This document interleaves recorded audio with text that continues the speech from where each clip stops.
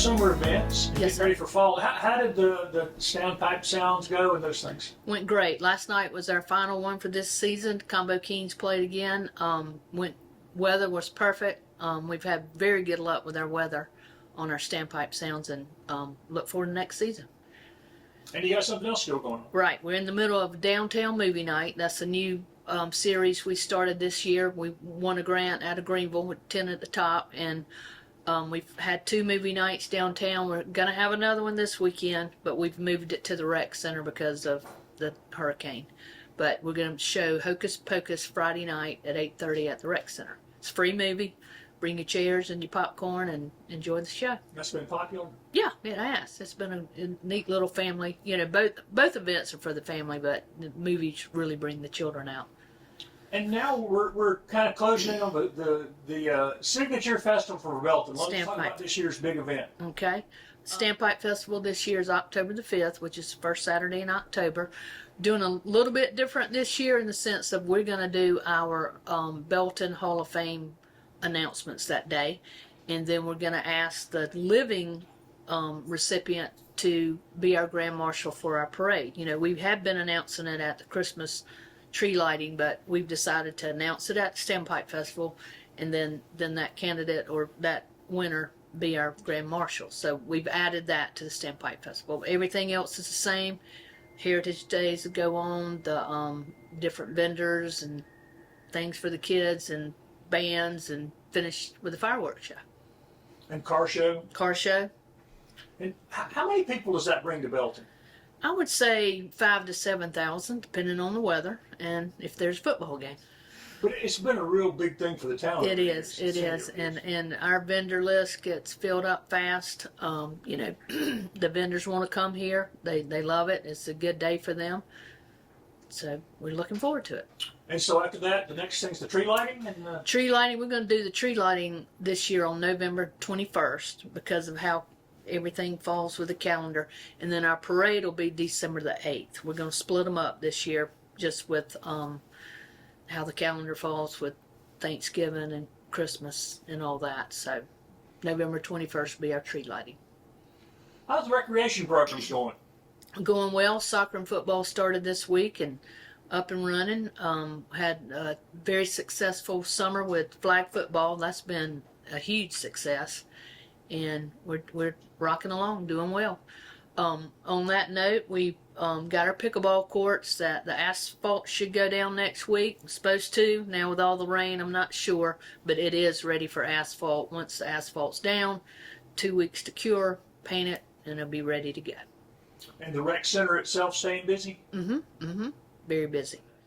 Our non-profits are usually busy in the fall. Like the Arts Center will have their Jurad Art Show coming up at the end of this month, which is always a really nice show, free to the public. They have appetizers and whatnot for you as you walk around looking at the art.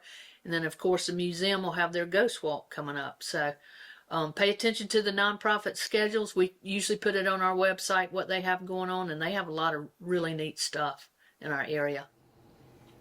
But economic development, any new businesses, anything to report? We've had 4 ribbon cuttings with 1 on the books for next week, and we do have a woodworking shop coming in that they're going to do all kinds of wood building, and caskets being one of their products. So they're not that we haven't totally been invited in yet, but we do know they'll be doing probably cabinetry and caskets. Excuse me. Custom if I caskets. need to say that again, I can.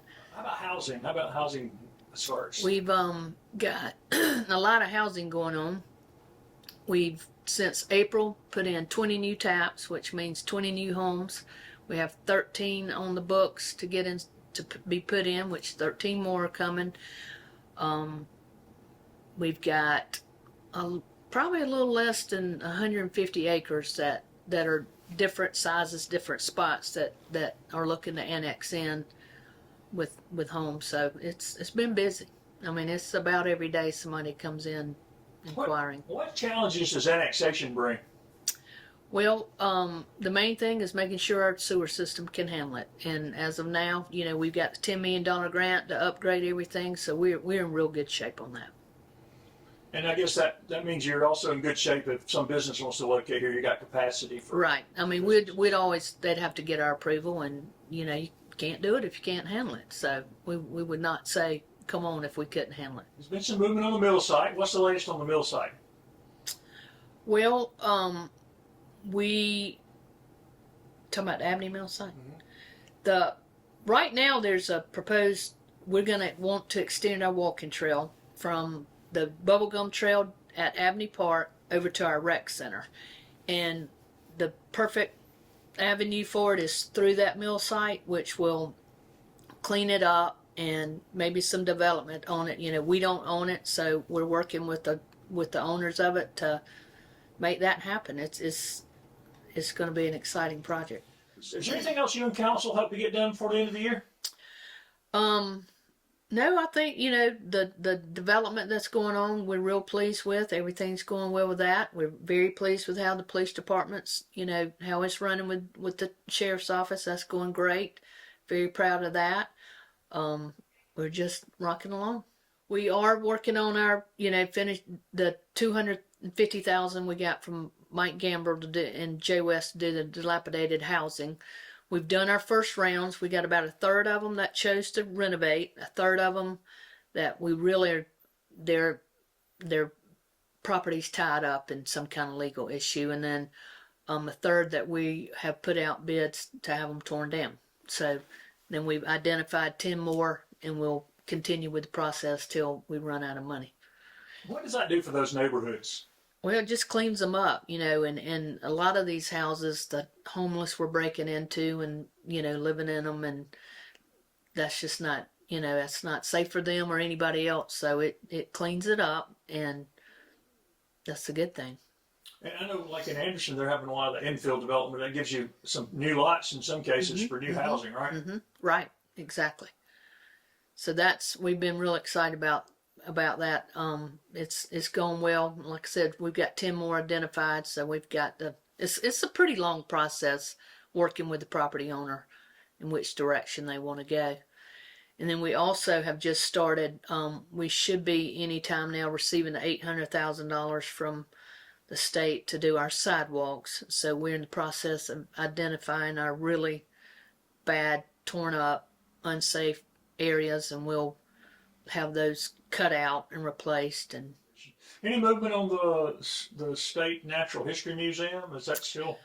I was out of town when that last meeting occurred. I think they're still, you know, talking.